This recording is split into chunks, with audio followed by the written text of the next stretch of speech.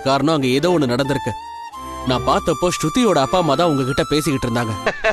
ஐயோ டேய், அவன் தான்டா இன்னைக்கு பெரிய வேலை பார்த்து விட்டு போயிட்டான். என்னனே செஞ்சான்?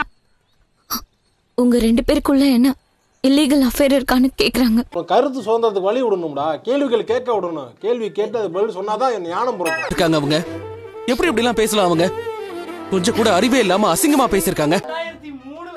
இந்த ஆரம்பிச்சிட்டான்ல இருங்க வாய கட்டடே.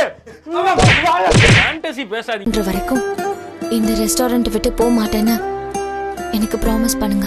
ஒரு மனுஷன் எதையாவது பண்ணி முன்னுக்கு வரலாம்னு பார்த்தா கால் வைக்கிற இடமெல்லாம் கண்ணி விடி வைக்கிறாங்களே. கண்டிப்பா நான் போக மாட்டேன். இப்போ இது ப்ராமிஸ். தேங்க்ஸ் ரவி. போறா செம்ம. சீதா வா சீதா, அவசரமா கிளம்பி போன. ஏய் என்னடி போட்டியோட வந்திருக்க? என்ன கோபி ஆச்சு?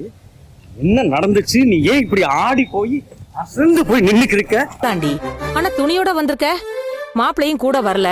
எனக்கு இதெல்லாம் சரியா படல. உன்ன மாதிரி ஒருத்தன் டிப்ரெஷன் பண்ணிக்கிட்டே இருந்தானே, அட்வைஸா பண்றான் டார்ச்சர் டார்ச்சர் டார்ச்சர் பண்றான். மேரேஜ் இஷ்யூவா?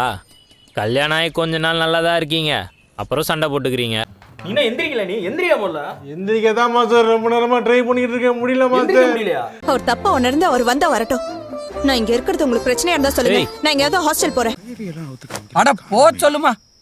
எங்க வச்சேன்?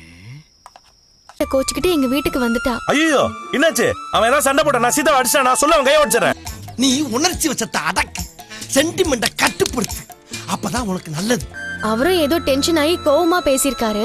அதுக்கு கோச்சுக்கிட்டு அம்மா வீட்டுக்கு கிளம்பி வந்துட்டா. ஏங்க என்னை மன்னிச்சிருங்க. சண்டை தான், நான் மன்னிக்க மாட்டேன்.